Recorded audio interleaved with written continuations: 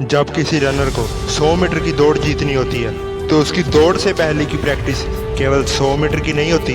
वो रनर उस 100 मीटर की दौड़ को जीतने के लिए दिन रात मेहनत करता है। वो कम से कम 4 किलोमीटर दौड़ता है। वो बहुत सारी अलग अलग एक्सरसाइज भी करता है।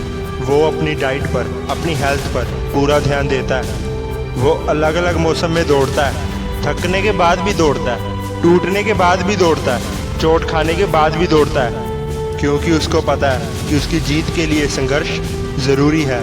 जब किसी को एग्ज़ाम का टॉपर बनना होता है तो वो केवल एक किताब नहीं पढ़ता, बल्कि 40 किताबों से ज्ञान ढूंढता है। एक मौसम में नहीं पढ़ता, हर मौसम में पढ़ता है। एक ही समय नहीं पढ़ता, थकने के बाद भी पढ़ता है, टूटने के बाद भी पढ़ता है, रोता हुआ भी पढ़ता है, ठोकर खाते हुए भी बस पढ़ता है। पढ़ने का मतलब सिर्फ रट्टा मारना नहीं है। पढ़ने का मतलब है ज्ञान हासिल करना, कुछ नया सीखना, मन में जिज्ञासा रखना, हर वक्त अपनी आंखों में एक लक्ष्य रखना कि मैं कर लूँगा, कि मुझे करना ही है, कि मेरे पास और कोई चारा नहीं है, कि पढ़ने के अलावा अब मेरी लाइफ का और कोई मतलब नहीं है, कि इसके अलावा मेरे पास और कोई दूसरा रास्ता नहीं है।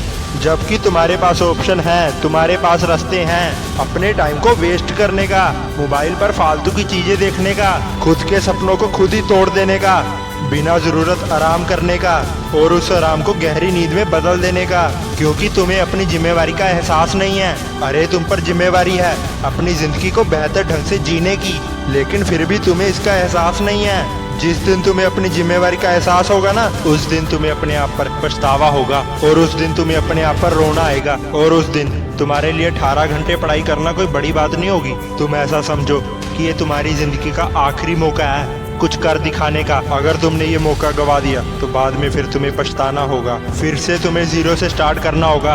कई लोगों का दिल भी टूटेगा, खुद को तुम कोसते भी रहोगे कि वक्त था, किताबें थी, बस पूरी जान लगा के मेहनत करनी थी। अगर तब मेहनत कर लेता तो आज 3 घंटे के एग्जाम का नतीजा पूरी दुनिया देखती।